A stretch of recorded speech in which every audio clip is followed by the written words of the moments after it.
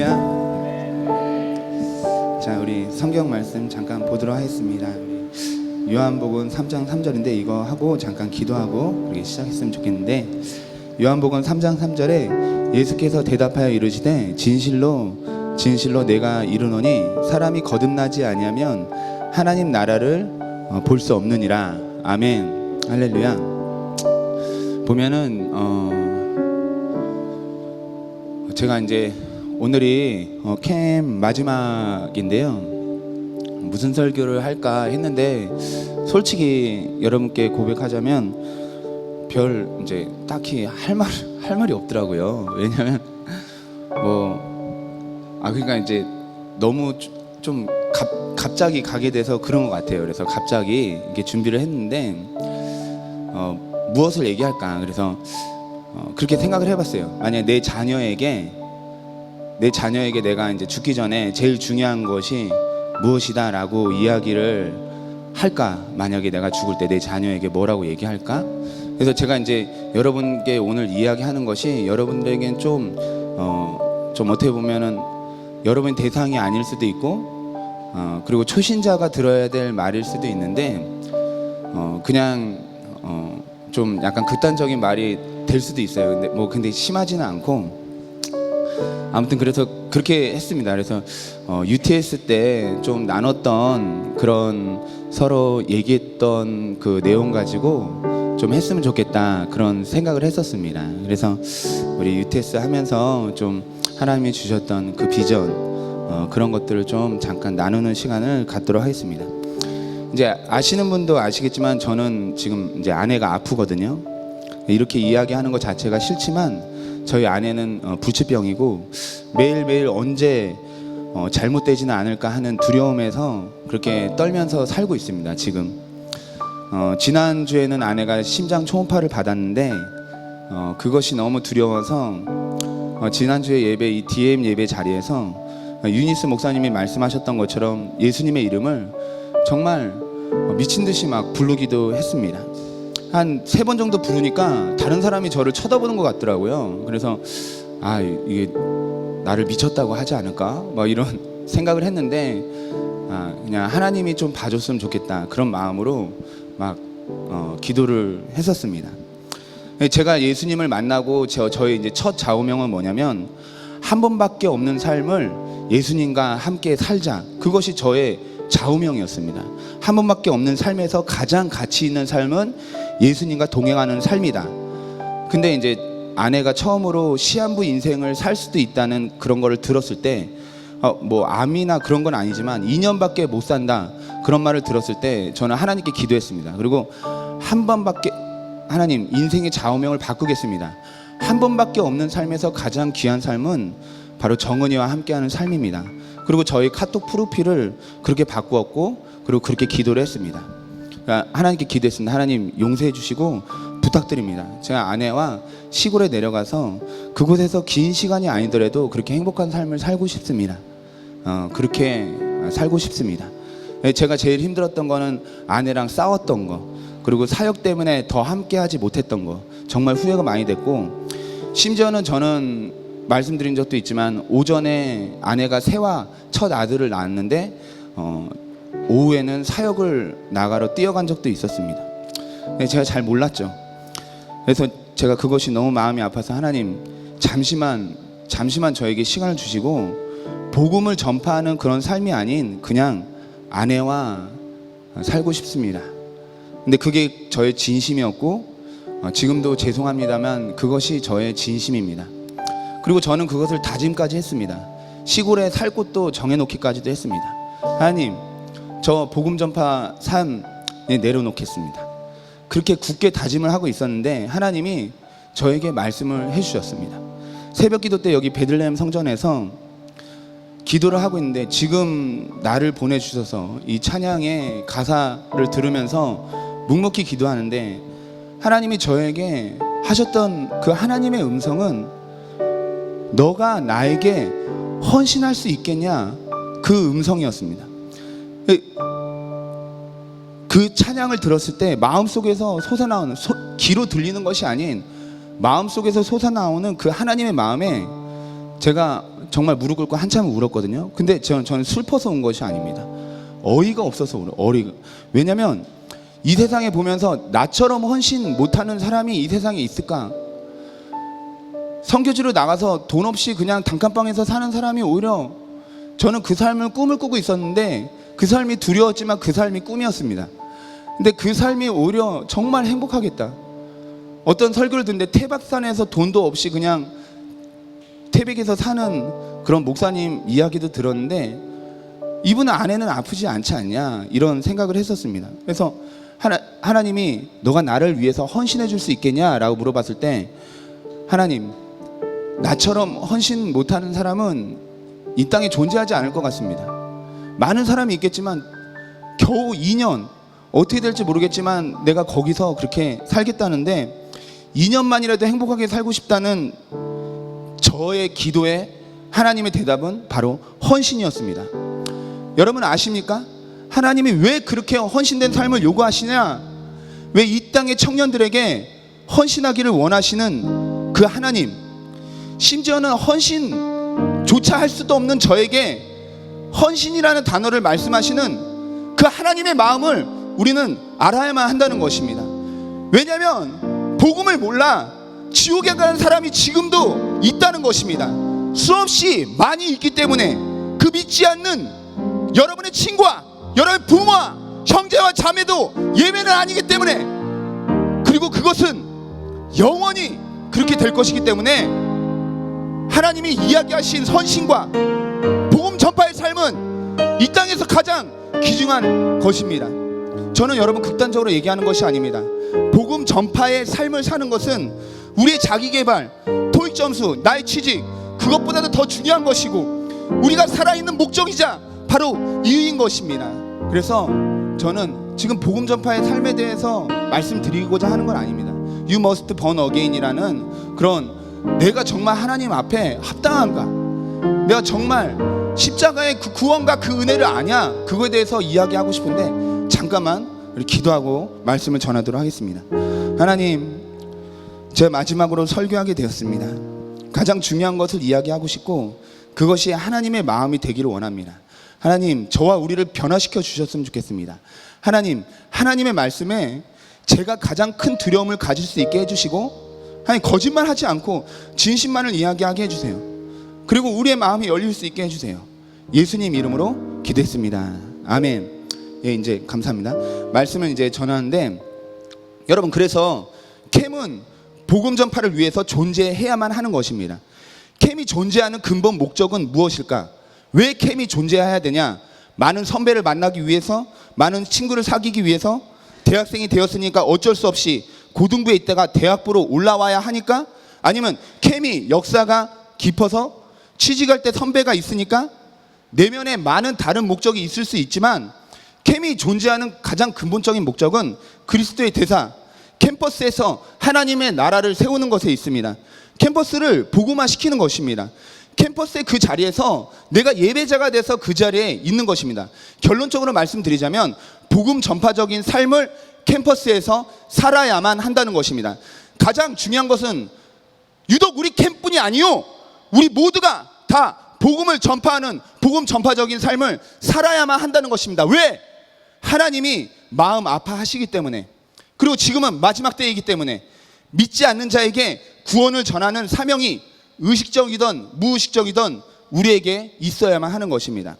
근데 제가 오늘 이야기하고 싶은 것은 복음 전파의 삶이 아니고 바로 거듭나는 You must born again, 그 내용에 대한 것입니다. 우리 초신자가 들어야 할 내용이기도 하지만 그래도 이제 가장 귀중한 거라고 생각하니까 한번 얘기를 해볼게요. 왜냐하면 복음 전파의 삶을 사는 데 있어서 제일 중요한 게 뭐냐? 거듭나는 것입니다. 왜냐하면 자신이 거듭나지 않았는데 실제로 복음을 전파하는 것은 복음을 전파할 수 없기 때문입니다. 예수님을 모르는 자가 예수님을 전할 수 없고, 거듭나서 하나님 나라를 보지 않는 자가 하나님의 나라에 대해서 말을 할 수는 없는 것입니다. 그리스도의 대사, 하나님 나라에 지금도 속해 있는 우리가 그 캠퍼스 땅에서 그리스도의 대사로서 사는데 내가 하나님 나라에 속해 있지 않고 하나님 나라를 모르는데 그리스도의 대사가 될 수는 없다는 얘기입니다. 오늘 설교의 제목은 영국의 부흥가이자 설교가인 조지 휘필드가 지었던 것인데요. 그가 어느 교회에서 담임을 해서 목회를 할 때 그는 You must born again 이라는 제목으로 설교를 했습니다. 그리고 똑같이 1년 동안 한 교회에서 똑같은 내용의 설교를 한 것입니다. 물론 바꿨을 수도 있죠. 뭐 예화를 다른 거를 집어넣었을 수도 있죠. 근데 1년 동안 했다는 것은 어떻게 보면 저도 이제 뭐 사역을 해보고 그랬지만 이건 말이 안 되는 겁니다. 설교를 1년 동안 한 설교가도 대단하지만 1년 동안 같은 내용의 설교를 들어준 성도들, 장로님, 집사님 정말 대단한 거죠. 하지만 1년이 지난 후에 장로님과 리더십들이 다 조지 휘필드를 찾아왔습니다. 당신은 부흥을 일으킨 영국의 정말 위대한 부흥가인데 어떻게 그 내용 가지고만 설교를 합니까? 설교를 바꿔주세요. 왜 같은 내용만 설교를 합니까? 영적 성숙, 리더십의 조건, 축복받는 비결, 선교적인 삶, 많은 내용이 있지 않습니까? 그 대답에 조지 휘필드는 이와 같이 유명한 말을 남겼다고 하는데요. 뭐라고 그랬냐면 여러분이 거듭나지 않았는데 어찌 다른 설교를 할 수 있겠습니까? 이렇게 이야기했다고 합니다. 저는 이 이야기를 자주 했고 그리고 자주 들었지만 이 이야기를 읽었을 때 정말 충격을 받았어요. 왜냐하면 그 교회 장로님도 있고 리더십도 있었기 때문입니다. 교회 다니면서 거듭나지 않을 수 있는가? 어떻게 교회 리더십인데 거듭나지 않을 수 있지? 교회 다니면서 예수님을 믿지 않는 게 가능한가? 라는 질문에 조지 휘필드는 예스라고 얘기한 것이고 미셔널 처치를 담당했던 레슬리 뉴비긴도 예스라고 대답을 한 것입니다. 예수님을 믿지 않는 그리스도인에게 어떻게 복음을 증거할까? 웨슬리 뉴비긴이 보면은 영국 교회가 무너질 것을 알고 미셔널 처치를 세웠던 것처럼 지금 영국 교회는 완전히 무너졌습니다. 미셔널 처치와 우리 오순절 교단을 제외하고는 완전히 무너진 것입니다. 저는 어떻게 생각하나 조지 휘필드는 예스, 교회 다니면서 거듭나지 않을 수 있냐라는 질문에 조지 휘필드 예스, 레슬리 뉴비긴도 예스. 근데 저는 솔직히 거짓말 하지 않겠다고 그랬잖아요. 저의 대답도 솔직히 예스입니다. 저는 당연히 교회를 다니면서 거듭나지 않을 수 있다고 생각을 합니다. 이 거듭남은 굉장히 중요한 것인데 왜냐하면 이게 바로 구원이기 때문에 그런 것입니다. 구원은 교회를 떠나서 있을 수 없지만 이단은 구원이 교회를 떠나서도 있다고 이야기를 합니다. 그건 이단이죠. 하지만 우리 자신이 거듭났는지 거듭나지 않았는지 진지하게 생각을 해봐야 됩니다. 왜냐하면 거듭나는 것은 예수님을 만나서 다시 태어나는 것이기 때문에 그런 것입니다. 제가 이제 우리가 거듭나는 것에 대해서 진지하게 한번 생각해 보자고 여러분께 말씀을 드렸는데 여러분 설교를 들으면서 자신에게 한번 정직하고 솔직해질 필요가 있습니다. 남을 냉철한 잣대로 판단하는 것처럼 그 냉철한 잣대로 자기 자신을 한번 판단해 봐야 된다는 생각이 듭니다. 거듭남이라는 것이 정말 중요합니다. 우리 자신의 거듭남, 야, 너 구원받았다 하는 그 구원은요 아무도 확정시켜 줄 수 없는 것입니다. 여러분 카톨릭에서는 어떻게 하냐면 고해 성사를 합니다. 그래서 신부에게 죄를 고백해요. 죄를 고백하는데 그러면 카톨릭의 신부가 야, 너 무릎 꿇고 계단을 10계단을 올라가라. 아니면 재정을 털어서 가난한 사람 도와줘라. 내가 죄를 졌는데 어떻게 합니까? 지금 하던 일을 멈추고 고행을 1년 동안 받아라. 이렇게 얘기를 합니다. 그런 말들을 해주면 성도들은 그런 고행을 함으로써 자기의 죄의 문제가 해결된 줄로 알고 있는데 여러분 그건 뻥이죠. 그건 뻥입니다. 그거는 행위 구원입니다. 하나님의 은혜로 죄를 용서받는 것이지 자기의 선한 행실로 용서 안 받는 것이 절대 아닙니다. 심지어는요 사람들은 성도들은 내가 구원에 대한 확신이 없는데 그 확신이 자기가 아닌 자기보다 더 믿음 좋은 사람이 야, 너 구원 받았어 이렇게 확신시켜 주기를 원하는데 실제로 그런 것이 아닙니다. 왜냐하면 이 거듭남과 구원은 가장 중요한 것이기 때문에 여러분 자신이 누구에게 확신을 받아야 되냐? 바로 하나님에게 확신을 받아야 되는 겁니다. 저는 목사지만 야, 너 민철이 너 웃는 거 보니까 너무 진짜 선하다. 너 구원받았어. 이렇게 얘기하면 제가 사꾼이죠. 그러잖아요. 여러분도 그러잖아요. 솔직한 말로. 근데 수련회 하면서 구원의 확신 없는 사람 손 들어 보세요. 저 그때 여러분 자리에 앉아서 손 들었거든요. 이런 구원의 확신이 없는 사람이 있나? 예수님이 너를 위해서 몸 찢고 죽으셨지. 그거 알아? 네. 사흘 후에 부활하셨어. 믿어? 네. 구원의 확신이 있어야지. 구원의 확신이 없나? 나와서 무릎 꿇고 기도해?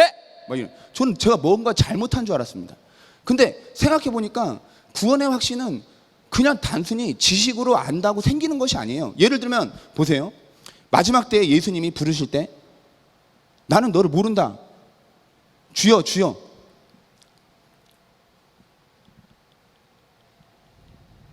주여 주여 하는 자마다 다 천국에 갈 것이 아니요 아버지 뜻대로 행하는 자라야 천국에 간다. 그렇게 얘기를 하잖아요.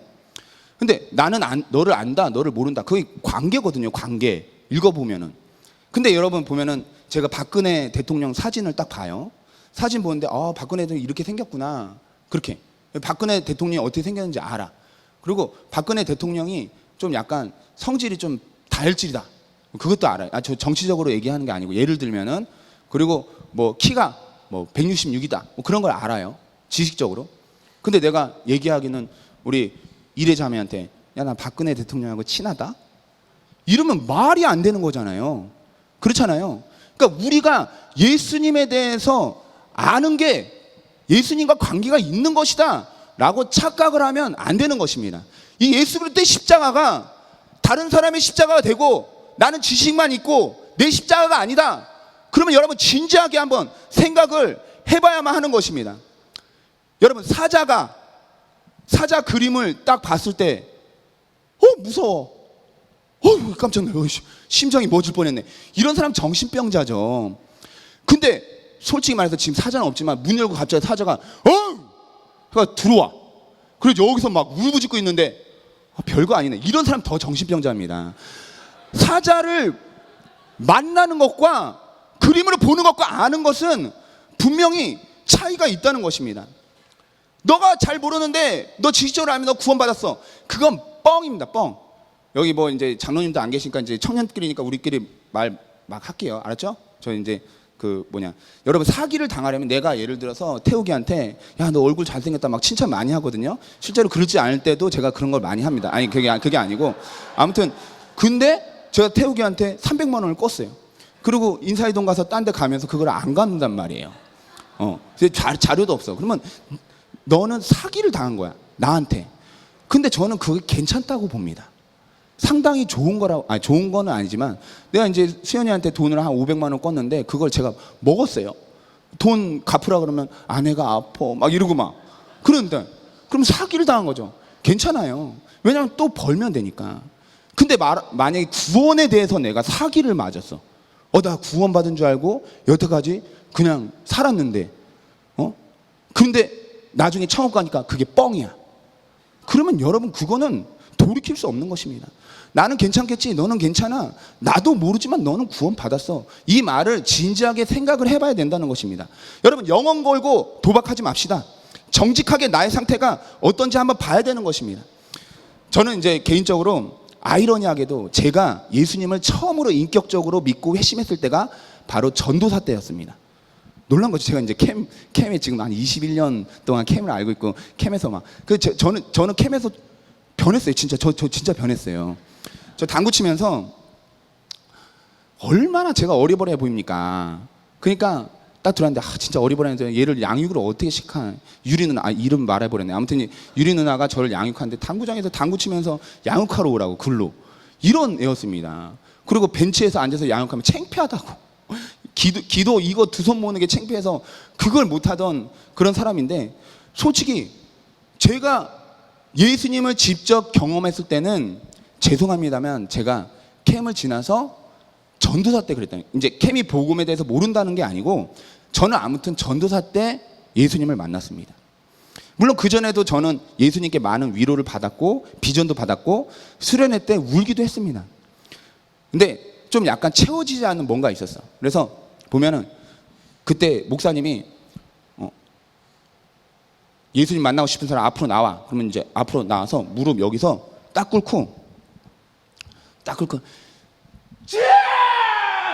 이렇게 기도했어요. 제가 저희 아버지가 다혈질이라서 목소리가 굉장히 크거든요. 기공포 진짜 장난 아닙니다. 너 이거 뭐 하는 것이야? 막 이러고 막 그러는데 그걸로 안수해주다가 깜짝이야. 성령님도 성령님도 오다가 도망가겠다. 너는 혈기를 고쳐 막 이랬어요. 근데 제가 왜 그러겠냐면은 마음에 해결되지 않는 그 뭔가가 있어서 하나님을 다 만났다고 다 눈물 찔찔 짜고 그러는데 나는 눈물 한 톨 안 나거든요. 그게 창피하기도 했고. 근데 채워지지 않는 뭔가가 있었습니다. 근데 제가 전도사가 돼서 하나님을 만난 것입니다.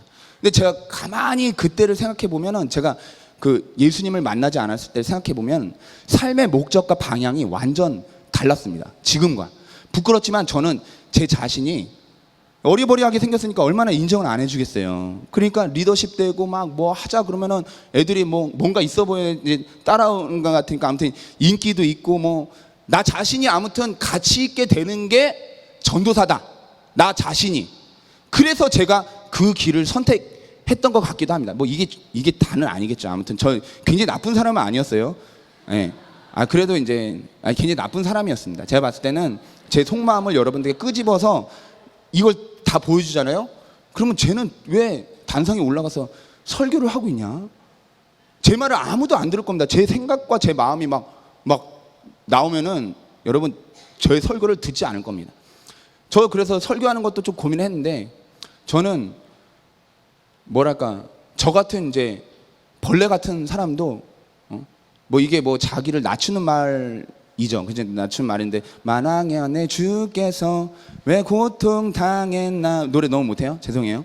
두나미스 탓입니다. 저를 안 가르쳐서. 아무튼 이 벌레 같은 날 위에 그래서 그 벌레라는 단어가 원래는 굉장히 이슈가 됐었습니다. 너무 인격을 낮춘다. 근데 여러분 솔직히 거듭나지 않은 죄인은 벌레보다도 못하다는 생각이 듭니다. 왜냐면 벌레가 음란하진 않잖아요. 벌레가 시기하고 질투하고 탐욕을 부리지 않지 않아요. 벌레가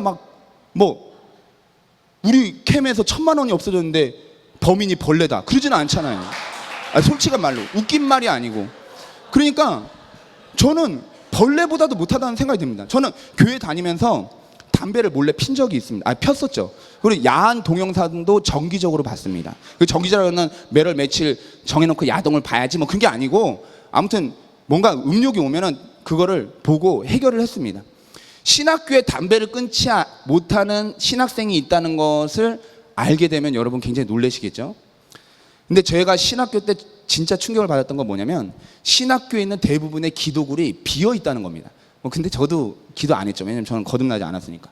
믿음 좋고 기도 많이 하는 사람들이 간다는 신학교의 기도굴이 비어 있다는 거는 정말 제 말이 믿어지지 않으면 제가 비판적이 아니고 현실을 알려드리는 겁니다.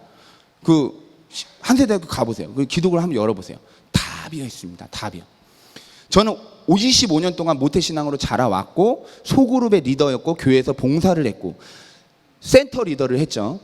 CL을 했죠. 캠프장을 하고 교사를 하고 성가대에서 봉사도 하고 솔직히 많은 선교 운동도 했지만 저는 단순히 사람 만나는 것이 좋아서였고 내가 무언가 가치 있는 일을 한다라는 생각이 그게 주였습니다. 지금 생각해 보면은 그때 근데 하나님 마음이 전혀 없었던 건 아니에요. 다만 주가 무엇이냐라는 것입니다. 그때 와서 지금의 저를 생각하면 저는 예수님을 인격적으로 경험하지 못했던 것입니다. 교회는 오래 다녔으니 지식적으로 아는 예수님이 전부였고 예수님을 진정으로 알지 못했습니다.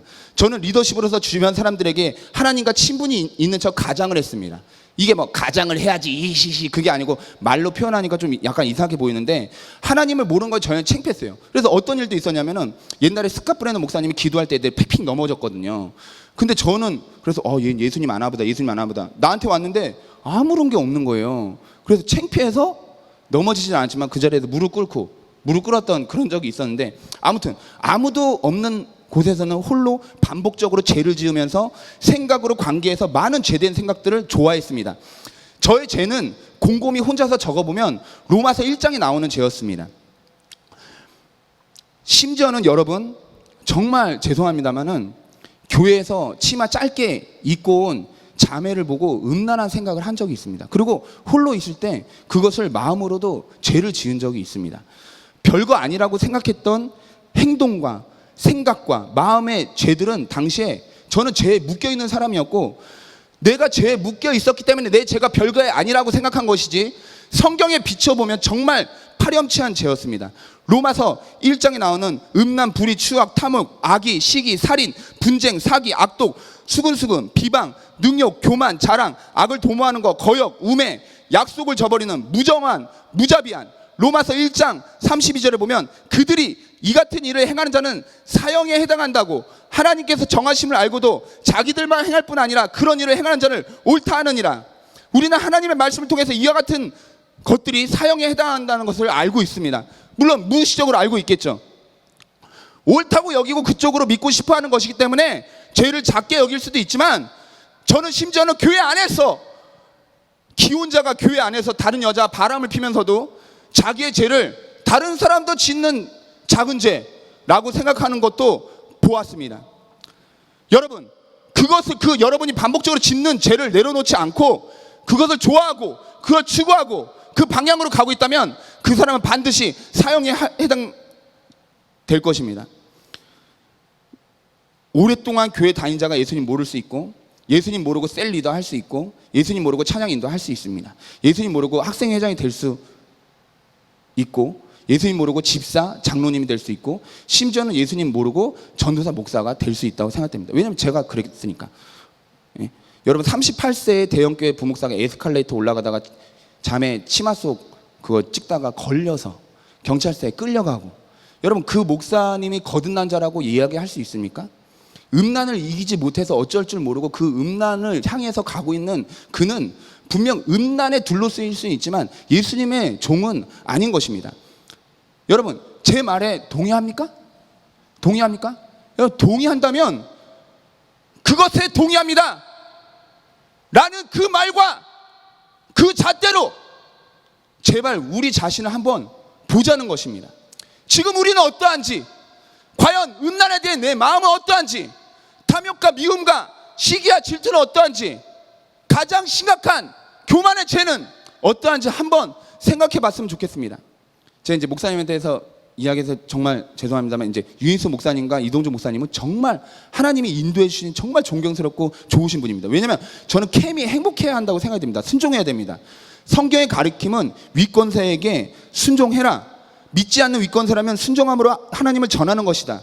다니엘과 같은 위대한 믿음의 선배도 믿지 않는 왕에게 순종함으로 인해서 하나님께 영광을 선포했다는 것을 기억하시기 바랍니다. 믿지 않는 자에게도 순종을 해야 될 판에, 우리 이제 유니스 목사님과 이동주 목사님은, 저는 아부가 아니고요. 아부는 안 합니다. 아부할 뭐 있습니까? 말 안 하면 되지 그냥. 아부할 필요가 뭐가 있습니까? 저는 여러분, 유니스 목사님과 이동주 목사님에게 순종해야 된다는 생각이 듭니다. 순복음교회 교육자 중에 정말 존경받아야 될 두 분이고, 인격적인 작은 죄라도 그것에 대해 묵상하고 하나님 앞에서 코람되고, 그리고 정말 인격적인, 정말 여러분 순종해야 된다고 믿습니다. 시간이 가버렸네. 제가 이제 오랜만에 설교를 해서 분량을 좀 맞추질 못했네요. 그래서 어떡하죠? 여기까지 했는데 다 정죄받고 집에 돌아가고 마지막에 정죄 아닌 거 나오거든요. 근데 이제 큰일 났네. 5분. 아유, 여러분, 뭐 제가 뭐 이제 뭐 부족하다고 뭐 거듭나지 않고 뭐 그렇게 판단하면 안 됩니다. 어리버리 할 수 있어요. 아멘, 할렐루야. 그러니까 여러분, 죄를 심각하게 여기자, 그겁니다. 이제 뭐 이제 적어놓은 대로 이제 안 하고 뭐 하면은 죄를 심각하게 여기자. 죄를 심각하게 여기자. 내가 반복적으로 짓는 죄가 있다면 생각해 보자. 그리고 이번에 팍 왔어 죄가. 그러면 죄를 향해서 가거든요. 소돔과 고모라에서는 이게 얘네들이 얼마나 심했냐면 천사가 나타났어. 근데 내가 그와 상관하리라, 관계를 가지리라. 근데 천사가 열받아서 눈을 안 보이게 했어요. 그러면 솔직한 말로 우리는 죄 짓다가 눈 안 보이고 그러면 주님께 무릎 꿇고 회개할 게 아니에요. 근데 소돔과 고모라에 있는 애들은, 걔네들은 눈을 안 보이게 하니까 눈을 감고 문을 찾아 헤매더라. 자기가 망하게 됐는데도 그렇게 망하게 되는 것입니다. 죄는 여러분 심각합니다. 저는 거듭난 자라 할지라도 죄가 심각하다고 이야기를 할 것이고, 내가 죽을 때가 된다 하더라도 죄가 심각하다고 얘기할 것이고, 내가 만약에 죄를 지으러 가면서 짓고 나서 회개를 해야지, 그 자에게는 심각한 문제가 있다고 생각이 듭니다. 그건 싸구려 구원이요, 어쩌면 착각하는 것이요, 어쩌면 여러분이 잘못된 관계, 잘못된 죄, 잘못된 것을 끊지 않는다면 그것은 여러분 정말로 심각한 거라고 생각합니다. 그거는 구원이 아닙니다. 이제 우리 교회에서 나오는 것 중에 찬양 하나 듣고, 찬양, 이게 무슨 찬양이면 마커스 신곡 하나 소개해드리고 가겠습니다. 예, 보면은 이게 뭐냐면 주여 우린 연약합니다. 주여 우린 힘겨워합니다. 우린 주 뜻을 이루며 살기에 부족합니다. 우린 연약합니다. 우린 또 넘어졌습니다. 오늘 또 실수합니다. 긍휼을 구하는 죄인입니다. 주만 바라봅니다. 한없는 은혜, 온 세상에 내가 지금 보니까 이 찬양을 지은 사람이 보면 죄 짓고 넘어진 것 같아요. 또 넘어졌습니다. 이렇게 고백을 하는 거거든요. 근데 여러분, 이거를 불렀던 사람의 마음을 보시기 바랍니다. 죄 괜찮다 그런 것입니까? 나 구원받았으니까 죄 지어, 미래의 죄도 다 용서받았어, 구원의 확신이 없구만, 그런 사람으로 보입니까? 아닙니다. 피 흘리기까지 죄와 대항하는 것입니다. 이미 이긴 싸움을 싸우는 것입니다. 넘어져서 하나님께 가는 것입니다. 하나님께 다시 일어나는 것입니다. 내 마음에 죄된 본성이 예수님보다 죄를 더 좋아하느냐, 아니면 그 죄를 끊고 예수님께 가기를 원하느냐, 그거에 바로 거듭남의 비밀이 있다는 것입니다. 아멘. 자, 우리 그러면은 마지막으로 찬양하고 마치도록 하겠습니다. 제가 이제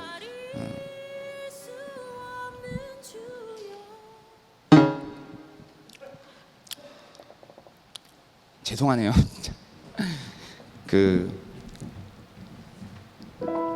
이제 찬양 한 2분 정도 할 때 여러분 찬양하면서 마음에 회개할 죄가 생각나는 분이 있을 거예요.